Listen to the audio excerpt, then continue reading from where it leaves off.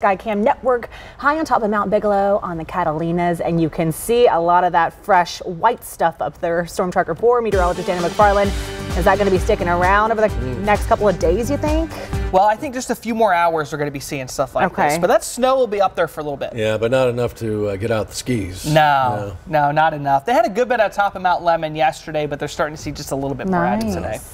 Yeah, so what we have going on is mostly a handful of weaker thunderstorms moving across the area. A lot of those have been sticking towards Cochise County, but there are some spots around Tucson where heavy rain is going to be a bigger issue. So let's go ahead and check out some of these. And I want to start up towards the north, just outside of Oro Valley, which looks to be the spot with the heaviest rainfall. In fact, you can see just on over, it looks to be closer to the south of Tangerine. Right there in between Thornydale, Linda Vista, and Cortero Farms seems to be the spot where you're having the heaviest rainfall. In fact, looking at the corner of Thornydale and Linda Vista, you have about over 1.25 inches falling per hour. Headed down the road a little bit towards Cortero, it's a little bit less right there, but keep in mind a lot of this rain is going to be pushing down towards the south from the area. As far as this developing into a thunderstorm, let's go ahead and see how strong this one is as a whole. Remember, it needs to be closer to about 25,000 feet out there, and it looks like it is there throughout much of that spot. So it's going to be one area where you might hear a few rumbles of thunder here and there.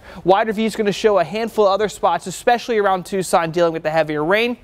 Next one I want to look at is actually going to be the foothills and the east side, because it seems like this is starting to come off the mountains just a little bit in this area. This is going to be closer towards that far side of Craycroft Road and Sabino Canyon along Catalina Highway. North of Speedway seems to be the spot as well. When it comes to the strength of this one, it doesn't seem like it's going to be as strong, but again, checking in on the height, because that tells us how strong thunderstorms are. This one's a lot weaker, about 15,000 feet, so not really looking at a good chance of this turning into any kind of severe weather. A handful of other spots I've been keeping an eye on are over in Cochise County, because a lot of that heavier rain has made its way through the Willcox area, and they've had quite a bit passing by the interstate. So those of you that have family members that drive between Benson and Willcox, that's where we've seen most of the rain in southern Arizona fall over the last couple hours. So don't be surprised if there is going to be some standing water on some of the side roads in this area, but things should begin to clear on up for you if you live in this area here. You're not seeing a whole lot of thunderstorms activity like we saw before,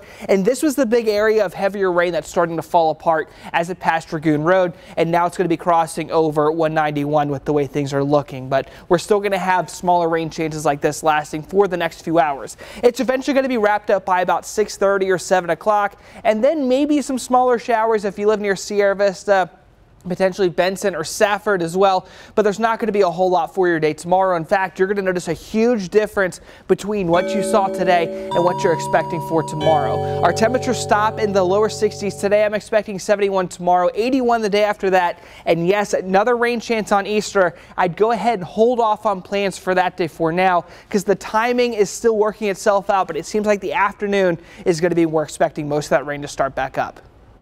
Daniel, our weather can't